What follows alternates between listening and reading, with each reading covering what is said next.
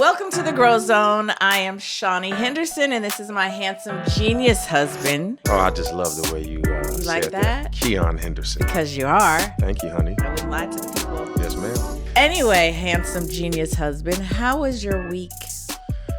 This has been a good week. You know, I got a chance to play golf twice. Yes, you did. I got a chance to meet somebody that I think is a pretty influential, smart guy that we have some shared interest. And I believe that we've had a great week. I made a new friend. Aw. Yeah. You make friends often. Okay. No, I mean, you're just a friendly guy. Yeah, that's true. That's and true.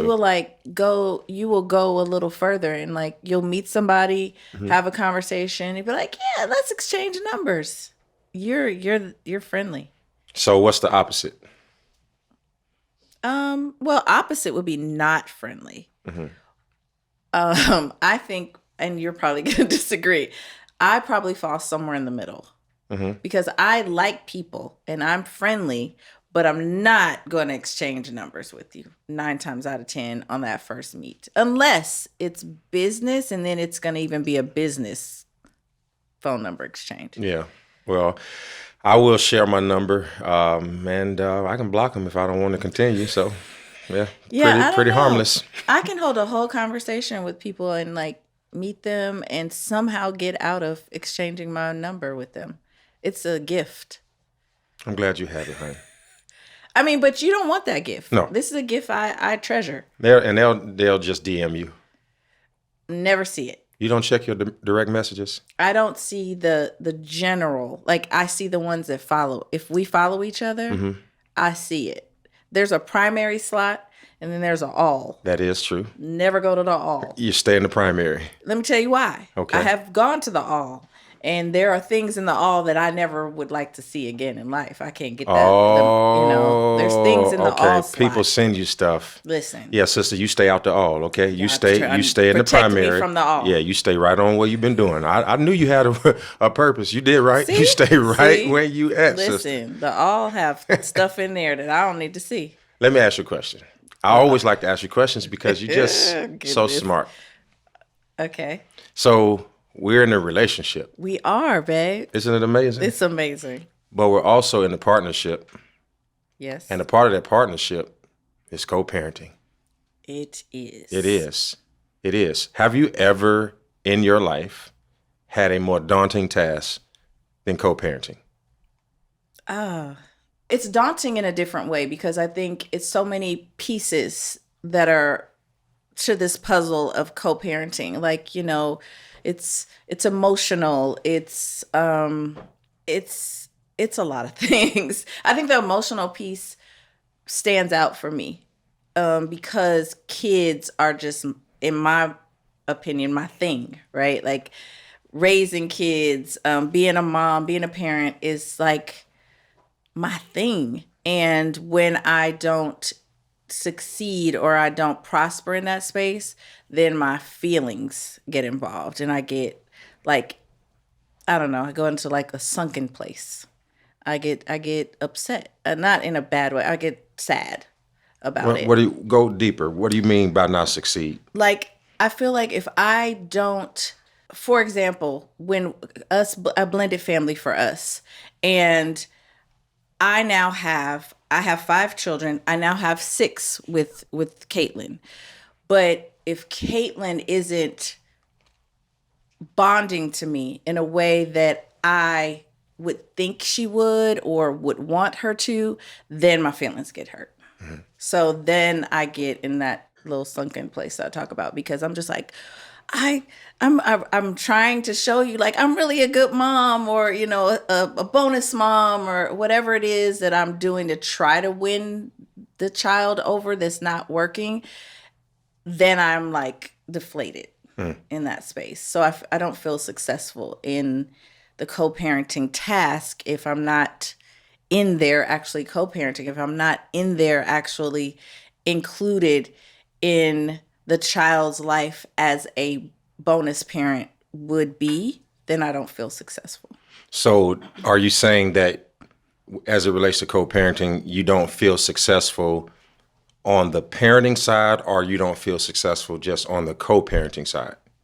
Because you made a statement about if you don't feel successful in that, you go to a sunken place. So Yeah. is that In the co-parenting. In the so co-parenting. not in the parenting, just the co-parenting? Well, because I think that, my kids are all pretty much adults now.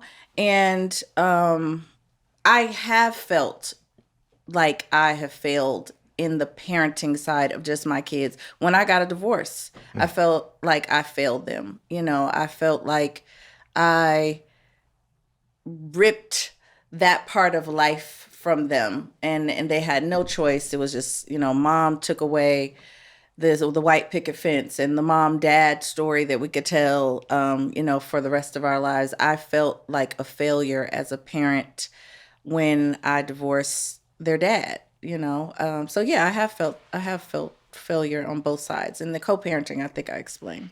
So your mom and dad never divorced? They were married. Correct. 53 years, Yeah. 52 years. Yeah. Do you think your mother would have ever said that she felt like a failure as a parent? My mother? Heck no. No? She's never gonna say that. She might say something like, there might have been other choices I made, but. So in essence, even though she wouldn't admit it, there would be places where she would at least admit she didn't succeed or didn't do her best. I think so. So then it can't be, then you can't be a failure of a parent because you got a divorce, because she has failures and she stayed married. No, and I now know that I didn't fail them. But you're saying you felt like I felt that way when it happened. I now realize that was the best thing I could have done for them, because I became the best me. And I wasn't giving them the best me in a place where I wasn't truly happy. You know what I mean? I think I just learned that I wasn't in the best place then. And after I did get divorced, I kind of found who I was. And I think I was giving them more, the best mom, the best version of me that I could give them was after the divorce. But when in the midst of it, oh yeah, I felt like a complete failure. I did not see this coming. I didn't see the best of me coming. Well, that's good. I think somebody listening to what you just said is probably going to be extremely challenged and also feel a little comfortable in the fact that they're not the only ones that has ever felt like a failure. Right. Because like when I listen to you talk about your experience, I don't even feel the same in my heart, because I think all parenting, not all, some parenting, the place where the rubber meets the road is expectation.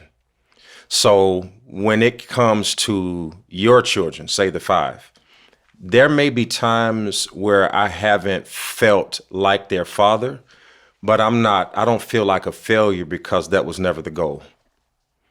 Right? So the goal was never for the kids to accept me as a father. Now, I get why ours is different, because my daughter's 10 and your children are at the time of we're doing this literally almost 17 up.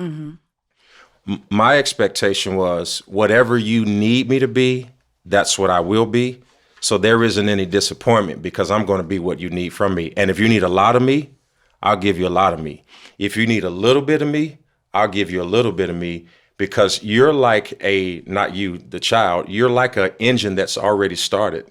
And it's difficult to introduce new pieces into something that's already moving. Correct. So where can I fit? And here's, I think, the first thing that we need to kind of put in here, because this is going to be like one of those serious subjects for people, because people all over the world are struggling with this, that co-parenting isn't an overnight success. It takes time in order for a child to accept another parent as a co-parent. And that's dependent on the child, because some kids can get it right away and some will take longer. I remember when I got with my spiritual mentor and he started telling me about all of the spiritual sons he had, he looked me in the face and he said, something's different about you, because when I talked to your brothers, talking about the other spiritual brothers, he said, some of them had such issues with their father that they have an issue with me. And he said, you, on the other hand, you had issues with your father and you ran and gravitated towards me. The only difference in the equation is me. So even when you co-parent, you're still at the mercy of the makeup of the child, which makes it even more difficult, which is why I think sometimes we have to take ourselves out of it. But what do you think about that? No, I think you're absolutely right. It definitely is a lot of the child. And again, Bishop even said that to me. He's like, you're just probably going to have to sit back and just let it happen and let time just take control, which is hard though. That's not an easy task, is just sit and just wait for things to get better when you're like, what can I do in the meantime? Like what's going to happen during this process that's not so easy, because it's not going away. We got to go through the process, but if the process is hard, you don't see the light at the end of the tunnel, right? You're sitting in frustration because you're like, when is it going to get better? And you just got to push through, which is not always easy, especially when you think you are good at something and it's just not working this time, Yeah. And I think that when you think you're good at it and it doesn't work, then you attack yourself, right? So then the problem is not the child's maturation. The problem is the attack that you put on yourself, because you've said to yourself, I declare I'm good at it. And wherever I'm not good at it, then I feel like a failure. Listen, I literally just not too long ago, I reposted an NBA player who was sitting at a desk being interviewed by reporters. And the reporter said to him, and his team was number one in the NBA, had the best record in the NBA. And the reporter said to him, now that you didn't win the championship and you were eliminated in the first round, do you feel like a failure? And he said, I promise you, the guy did like this. He grabbed his head. He said, oh my God, here's this dumb question. He said, do you feel like a failure when you don't get a promotion or you are not perceived to be the number one journalist in the world every year? And the guy said, no. He said, well, then why am I a failure when I don't win every year? He said, you win some and you lose some. And sometimes somebody else has to win, and sometimes somebody else gets the victory. All of these are steps in the process of greatness. And I think that, I think candidly speaking to you, that when you get in those moments, you have to speak to yourself and just say, these are the steps to greatness. And that if it happens, if you go through a career like some NBA players and you never win the championship, but you competed, or some will get 5, 6, 7 and they competed, it doesn't make you a loser because you didn't win the ultimate goal. What makes you a loser in life is when you never try at all. And so I think that efforting and parenting, when the other person is in charge of how they respond, it's very difficult to put winning all upon your efforts. That's very true. And I think it's like what you said, when you are fighting against the other parent that is functioning out of hurt and influencing the atmosphere, that makes it that much harder, because it's not even the child that you're having the issue with. It's the influence that the child has taken in that I can't fight against. I can't fight against the other parent that doesn't want to make this a good co-parenting atmosphere. It's not about that in other parents' minds. And I know there's plenty of co-parenting. We've had people ask us this, like that's a thing, where that other parent is functioning out of hurt and functioning out of anger or whatever that emotion is, that I really wish people would understand how much they influence their children, especially when they're young. This isn't the first time this has happened to me, so I can speak in experience of it is so important, parents, when you have that child that goes back and forth with another parent, whether they be in a relationship or not, your influence on that child is so important. They hear and they feel and they have so much pressure on their little brains of how am I going to disappoint mom or dad, or am I not showing loyalty? Am I choosing a side? Do I have to pick? Am I supposed to be mad at that person because I experienced this in my own life. Like I have 2 half sisters. My mother was not having it with them our whole life. And it just was, don't talk about it. It's not just they don't exist. And we knew, and my father would make try to make us have as much of a relationship as we could. But here's our mom. That's our mom. We gonna ride or die for mom, you know? And my sister and brother and I didn't know to not like them. It just was a very uncomfortable situation. To this day, I've never met their mom. Never, ever met their mom. And my mother wanted it. Like you don't ever need to, what do you need to meet their mom for? You know, like ever. Not that there was a co-parenting situation. It was a co-parenting situation for my mom, for my dad and their mom. But I never met their mom. We never had a relationship with them until we became adults and decided to do it ourselves. And even then, now that we're adults, it's awkward, right? We're all grown. We got kids, been married, we don't know each other. So it's like meeting a girlfriend almost. But I always was like, I don't ever want to do that. If I ever get married and my spouse has a child, I don't want my spouse to ever feel uncomfortable. I don't want that child to ever feel uncomfortable. So I'm going to do whatever I need to do to make that a happy situation. When I got divorced, all I wanted was for whoever my ex dated to treat my children as if they were their own. I didn't care who it was. That's his decision. Who he dated, whatever, his total, but just please pick somebody that treats my children as if they were your own, or be kind to them. So if I need to befriend Sally Sue, I'm going to befriend Sally Sue because she has my children for the weekend or she has my children for the summer. So I want to be okay with you. I don't have to like your lifestyle. I don't have to, whatever you do is what you do. But for the sake of my children having a healthy co-parenting situation, I want to reach out. I want to be like, hey girl, how you doing? Because it's nothing like the moms being able to communicate and check on a child or make sure your kid's good, right? So I always wanted that. And I really wish moms and dads would understand how important that is for the kids. It's about them. It's not about you. You can be mad. But don't you want the child to not have that pressure and not have that, imagine what's going on in their head. You know what I mean? Especially when you're hearing negativity on one side, both sides, whatever it is. Like, what are they supposed to think? What are you supposed to do in an adolescent's mind with that information? Yeah, I think the lesson and the takeaway that I hear from you as you speak is that when there's a co-parenting situation and there's a child and two sets of parents, that at the end of the day, we should be able to tell who the child is and who the parent is. We should. And sometimes in the advent of relational discomfort, everybody's immature. The dad's immature, the mom's immature, the child is lacking maturity.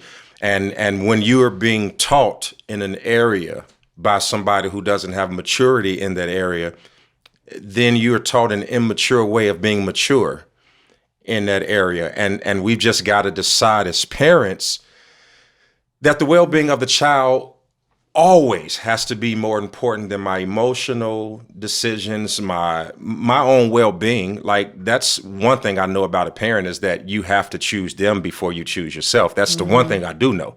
I do know you have to choose them. You should be able to. And then that means that I have to get along with you. I remember the first day I met your children's father. Right. Never forget the day. But I will, and I want to tell the story about what my decision was the day that I met him, because let's think about it. Our relationship was made public, not just because people knew us, but because people knew him. And he was speaking about, your relationship and all that kind of stuff. And so here we are thrust into the spotlight. So I know when I see him, I kind of already know what he thinks about me and you because he said it publicly. So I made a pre-decision that when I came into his presence, I was going to be the aggressor. And the moment I saw him, I walked over to him and spoke to him. And his first words to me was, I direct messaged you and you didn't respond to me. And I had no idea that he had direct messaged me because I wasn't looking to receive a message from him. Right. Okay. Yeah. So here I am thinking one thing, not knowing that he had already reached out. I'm the aggressor. We go and we talk. Everything is fine. We meet again after that, and all the ice is broken because somebody has to go first. And in this thing of relationships and co-parenting, somebody has to jump in that pool knowing that the water is cold and not complain about the temperature, because nobody in this thing is going to get everything that they wanted, right? I gave an example one time in a message at church, and I had a blender on the stage, and I put all of this fruit in the blender, and then I blended it up, brought somebody up to drink it, and I told them, tell me what you taste. And they say, oh, I taste the strawberries. I taste the orange, whatever I put in it. I said, but really, really, really taste it. Taste it. Is there anything in there? And they said, there's a strawberry seed in my tooth. I said, the point of the lesson is that when you bring a family together and you blend a family, always remember the seeds survive the blend. What that child came from is not going to be destroyed because you blended the family together. If they came from trauma, that's in the blend. Mm-hmm. If they came in from parental issues, that's in the blend. And sometimes parents parent not having overcome their own trauma, their own parental issues. Yeah. And so here we are. We just duplicate what we say we don't want to be. So in your experience, because you said something very, very clue, and I hope you guys are listening, because I feel like this is one of our most important episodes, because I think millions of people are going to be helped by this, because this happens all day long. All day. You're not only the woman who is in a situation where you are a co-parent to a child, you also have experience on the other end where you were raised by people who are a person, I should say, who was a co-parent. Right, right. What, in a perfect world, absent of your own abilities, absent of your own decisions, if you could script out a strategy, since you know both sides, what's the correct strategy that somebody should implement, since you've seen this movie from beginning to end and from end to beginning? Well, I think there are different scripts, because you have a co-parent that's dating, let's say, right? Okay. Their decision on them introducing their partner at the time to their kids is their decision. So let's say it's multiple. Let's say this person dates, I don't know, a new person a year. Okay. And they just happen to introduce that person to their kids, a new person every year.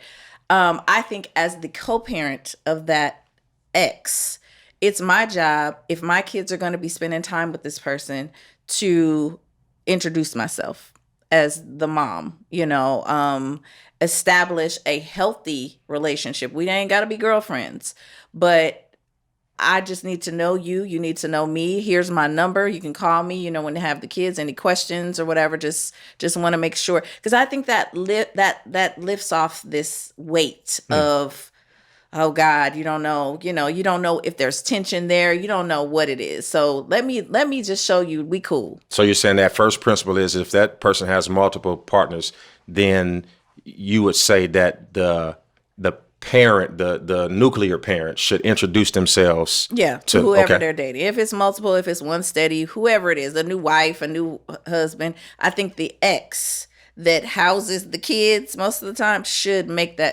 introduce themselves. I want to meet all 12 of them if it's 12. You know what I mean? Like, if they spending time with my kids, I'd want to know who that is, and I want you to know that we're okay. Like, I don't have no problem with you. This is about my babies, and I just want to make sure my babies are good. So we good, girlfriend, do a good job. Okay. So that's what I would always say, like the person, the parent that's housing the kids most of the time, that releases their child to their ex, whoever that ex is with, introduce yourself. So what if that person doesn't? Okay. Yeah. Then what's step 2?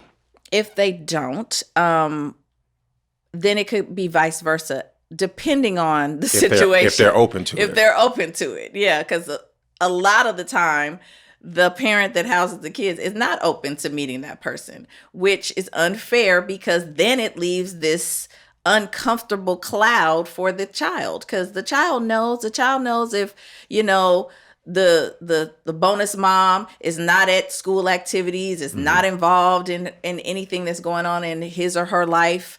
It's a thing, so then you're as you call it the nuclear parent, is that what you call biological, I should have said. The biological parent has somehow caused this disturbance with the child to where the child doesn't even know, like, okay, I know you're not, the bonus mom is not at stuff. My mama don't, or daddy don't really like you, whatever it is. It's like, it's just an unnecessary burden on the child, because both of us can function just fine without each other, right? Mom, dad, biological mom, dad, and step mom, dad can function separately just fine. But that child is holding the burden of, do I have to pick a side because mom, dad doesn't like mom, dad? You know, it's just so complicated, and it doesn't have to be, because what are you mad at? So, but we know what the problem is, but this is the grow zone. And so I'm still trying to figure out, what do we say in the grow zone To help grow? Yeah, because we know what Grow the up. issues are. We know that the as you would say, the pool has pee in it, right? We know it's soil. We know the dirt is dirty. We know the water's wet. We know the sky is dark. We know all of that. But I'm in the grow zone, and if growth is an inside job, then what can I do in spite of what's happening externally? Because if growth is an inside job, then I have to understand that the next step for me as a co-parent to be successful in there has to start within me. Right. So what things did you discover in yourself, seeing that you've experienced it more than once and on both sides? What are some of the growth tips that you developed inside of yourself that you could share with the audience? Well, I think one thing is, I did not want to be like my mom and be that wife that didn't accept my spouse's other children. My mother's situation was very different than, getting married and receiving, kids that were already there. Right. So I do understand Hers is different. Her emotional piece to this. And I don't mean to cut you off, but like, you understand that that's a reality too. Oh yeah. So, and I'll be transparent. Yeah, so my dad had children while married to my mother. So that's my mother's anger. So I am the child. You are the child that was born to my right. my so father. My mama wouldn't have liked you. She wouldn't have liked me. If she was your dad's wife. I hope she don't know that I am born like that, because she might stop liking me. No.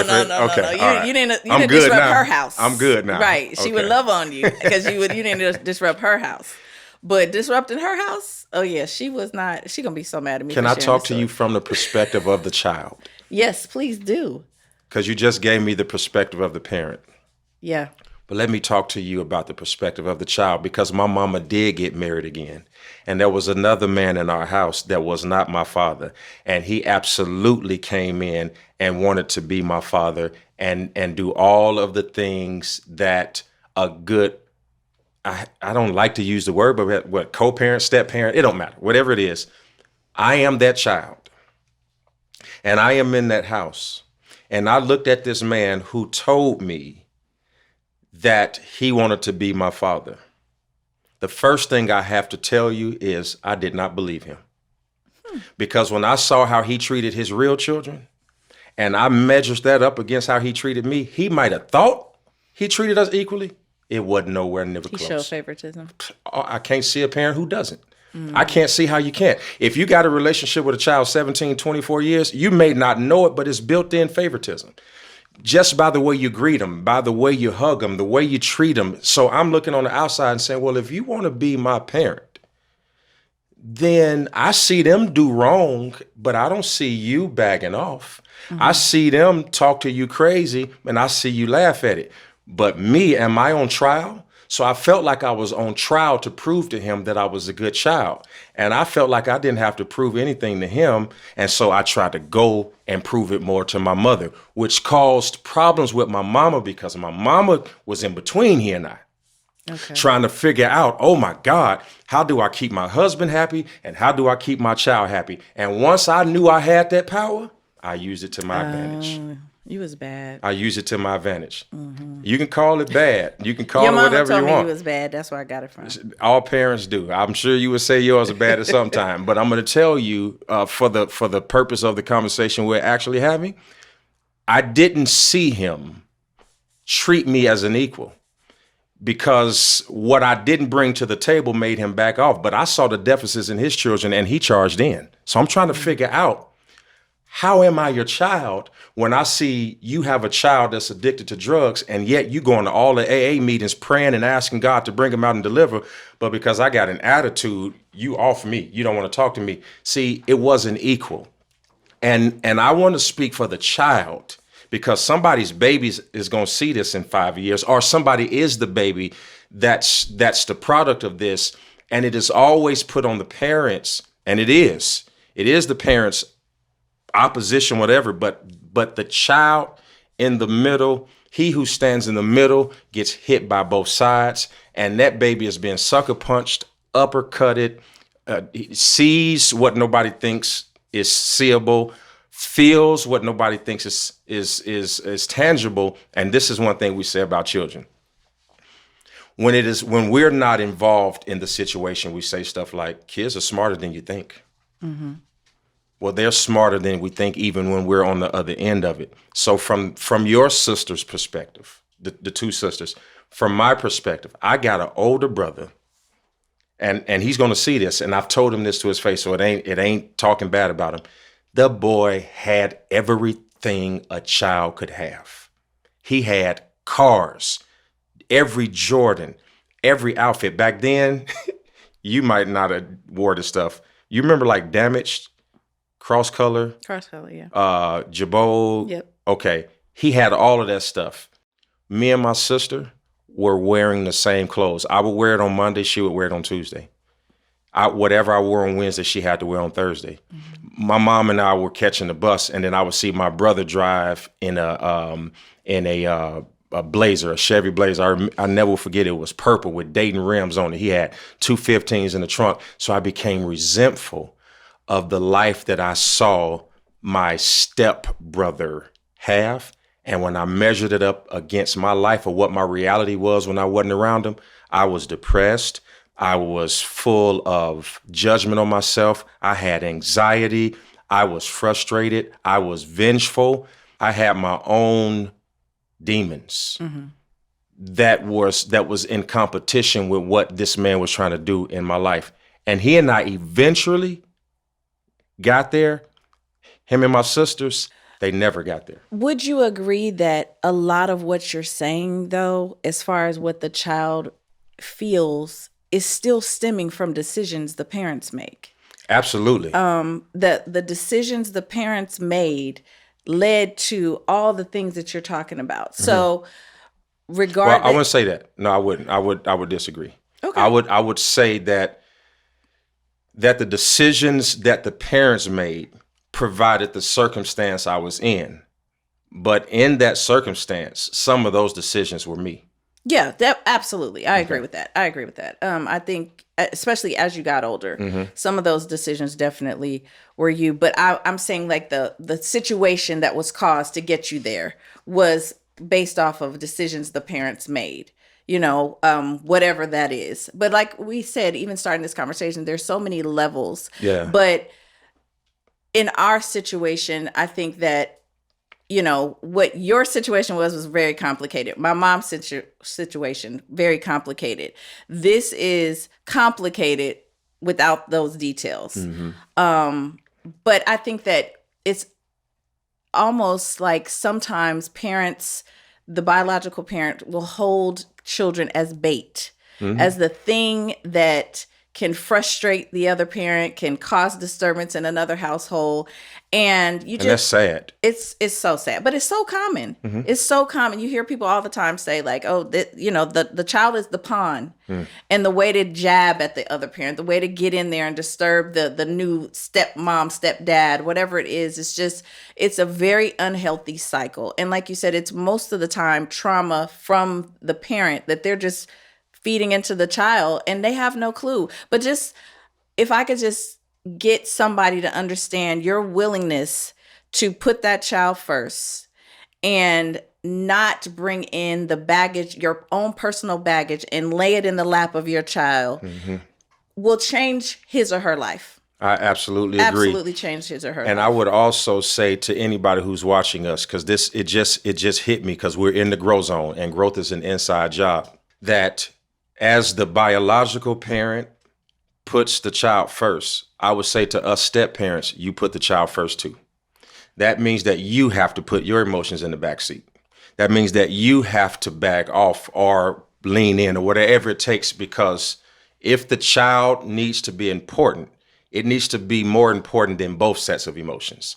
And What do you mean by both sets of emotions? because, you talked about being hurt. You talked about being frustrated. But see, if you're not mature, that hurt and frustration will lead into mistrust and bad decisions towards the child, or making differentiations. And so now here the step parent is saying, put the child first. But when I get frustrated, I ain't putting the child first, I'm putting me first. So I think that everybody has to put the child first as an innocent bystander between grown people stuff. And you know what? My parents taught us this. You keep your mouth closed when you're a child. This is what they taught us, that kids didn't have no place in grown people stuff. If it's the child's job not to put themselves in grown people's stuff, it's also the grown people's job not to put the child in it. Okay.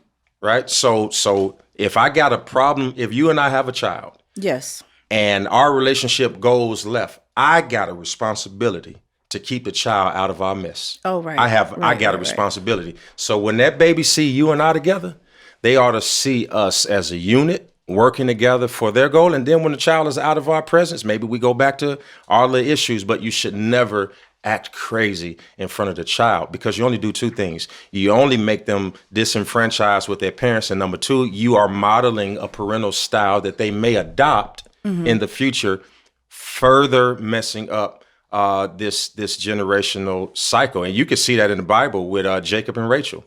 Yeah. It was all, Jacob had kids by 2, 3, 4 different women. So he ends up with 12 sons, but all of them weren't by the same woman.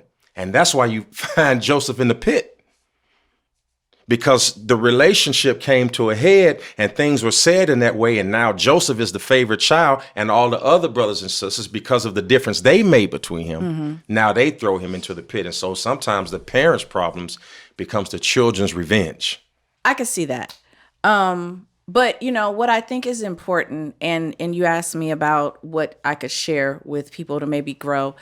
I think that parents need to realize that negative conversation, negative comments, them phone calls you having with your girlfriend, or guys are having at the barbershop and their son is sitting there, whatever it is that are negative towards the bonus mom or dad, the step mom or dad, whatever you want to call it, that all is being fed into the child.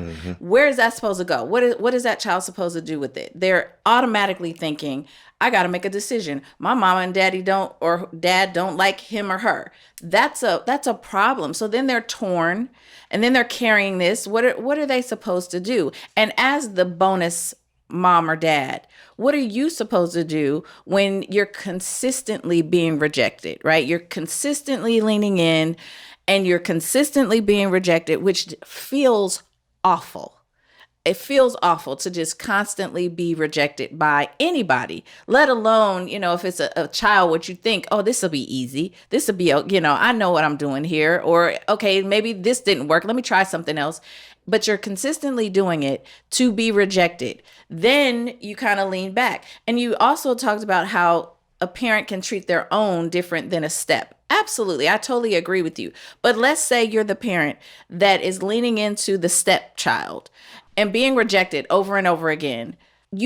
What else do you do besides, okay, let me just let that child have space and I'll love on them at a distance, or love on them in a space that seems to be comfortable for them, because they're not receiving my love the way that I'm giving it, or the ways that I'm giving it. So what do you do with that? And yes, it's going to look different, because your own children we don't have that thing, right? We don't have that barrier there. So yes, it's going to look different, but what are you supposed to do? How much is too much leaning in? How much rejection is the bonus parent supposed to take? Or do you just go on? Because what if it always stays that way? I think it depends on the person. I was watching this video online where this lady found a dog. It had been beat. The nails were long. The ears were matted. It had no hair on it. And she found the dog. And when she picked the dog up the first time, the dog bit her. And she the dog kept biting her 2 or 3 months. Then she fast forwards it, and 2 years later, the dog's laying in the bed with her, because I think you have to know the difference between rejection and confusion. The dog wasn't rejecting her. The dog was biting somebody who looked like the last person who abused her. So sometimes what you think is rejection is actually confusion on the part of the stepchild or whatever it is. So one of the things I would say is change the definition. You can tell yourself it's rejection. Nobody wants to be rejected. I know I don't. But if I'm rejected by somebody who's confused, then I realize that might be different. Number two, I've learned, especially in if I can be transparent, I have to give you the same time that you're giving her. Because if you look at my daughter, who, by the way, is one of the children who runs to their biological mom and is kind of leery of you, kind of like, hey, Miss Shaunie, how you doing? You doing all right? I love you. Not nearly as endearing as you are accustomed to with your own children. Mm-hmm. So I'm in between her emotions and your emotions. And I'm in between her weight and your weight. And what I'm realizing right now is I'm waiting on both of y'all. That I can't get in there and make you speed up or her slow down, because I'm dealing with two people who have their own volition. And one of the worst things I feel as a co-parent you can do is to try to solve a problem that isn't yours. That you have to sit back and you have to understand that some of this stuff takes place with time, and to try to be as I wouldn't even say neutral. I wouldn't say neutral. I would say that when a stepchild or a co-parent, if there is disrespect that is in there, I don't care what the child's trauma is, you have to address it. I think you have to address it. So ain't gonna be, and pardon my French, ain't gonna be no flipping of the mouth and rolling your neck and rolling your eyes and all that. I don't care where you live. As for me and my house, we're going to respect the rules, we're going to serve the Lord, and we're going to love everybody in it. How you express that love, I don't get to police. Right. I don't get to police. Right. But you're going to be respectful. Yeah. And you do actually, follow those steps of what you're saying. But I also think that I feel like, and I'll speak on our situation since we're being transparent. Like sometimes I feel like even Caitlin feels like she's obligated to have to give me a hug. She's obligated to have to come and I don't want to say perform, but it almost is like if she had the choice and you weren't looking or going to say anything, I think that she probably wouldn't. Maybe not hug. She's going to speak because she's sweet. She's going to speak and she's never disrespectful. But as far as hugging and all, I think she feels like she has to.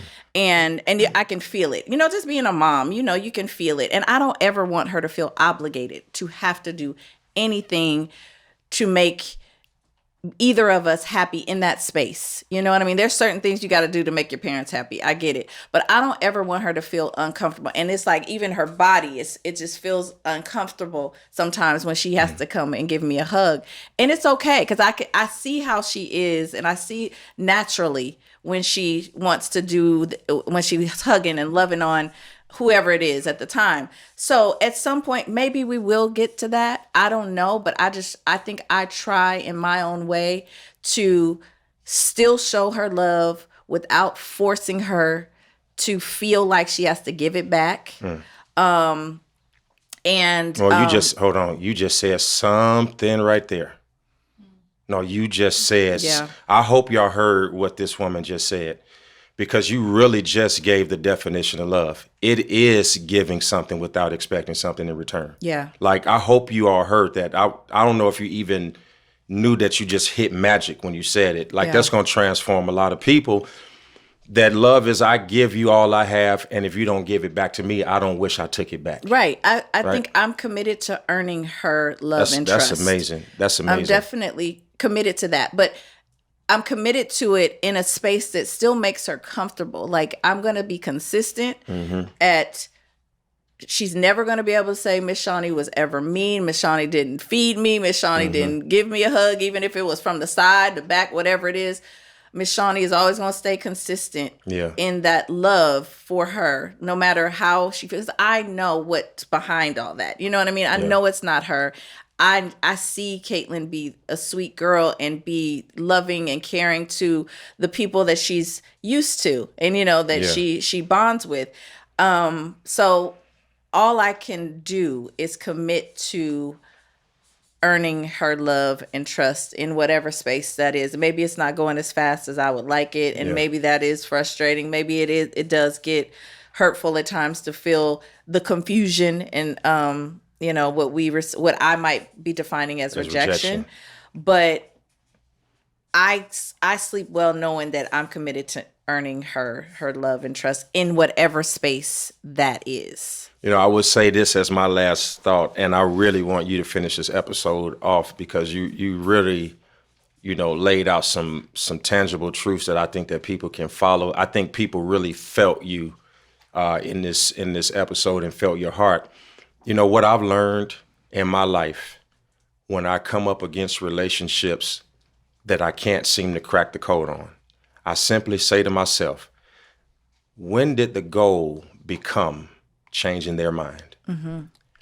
Once I realized that the goal of this relationship was not to change their mind about how they felt about me, but for me to prove to them how I feel about them, I'm good Right. with what I receive in return, because it was never about changing their mind. Absolutely. It was always about being authentic to myself. Right. I want you to finish us off here today because I think you really helped a lot of people.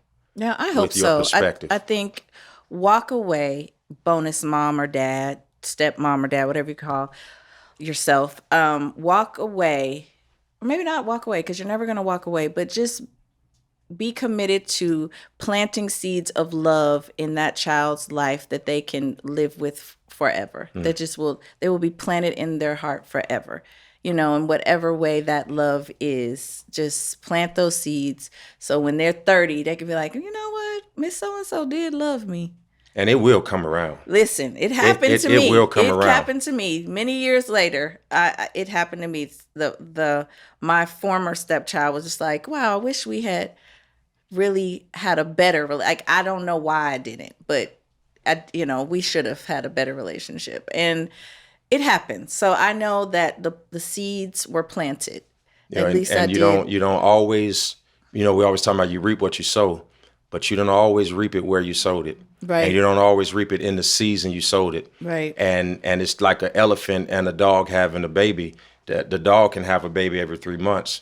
The elephant, it takes it 2 years. But when that baby hits the ground, the earth feels it because the longer it takes, the bigger it's going to be. And I want to appreciate you publicly for the patience, the maturation, the care, and all the things that you do give my daughter. Because what you all see us is explaining the unspoken. And if you were to walk into our space, what we're explaining to you is what goes on in our heart. But if you were to view it, you would never know it was going on because we both conduct ourselves around all 6 of our children in a way that they know that they are safe. And to me, that is the purpose of co-parenting. Yeah. And ain't no disrespect now. Ain't gonna be none of that. Ain't none of that. Listen, thank you all so much. Thank you so much. No, listen, I'm your audience of one today. I want to thank you for speaking to me today. Oh. On behalf of all of us who got a chance to watch you today. Yeah. And to really give your truth and to really speak your heart. I hope this was helpful, and I think we got a lot of stuff out that we were very transparent, and I'm glad that I said something that maybe triggered some things for you in a good way, or you learned something about our situation, because I think it's a hard conversation to have. It's a very hard conversation to have talk about each other's children, right? So I'm so happy that we were able to do it in a way where you receive what I'm saying, you receive whatever the feelings. Confusion and rejection was big for me. We are definitely works in progress, giving and sowing, and that's all that we can ask of each other. I hope you all receive it and get something out of it. We had so many takeaways today that I don't even know that I can list them, but keep rewinding and listen again and again and again. And our giving will hopefully be received. But thank you for joining us on another episode of the Groow Zone. We grew for real today, and we will do it again on our next episode.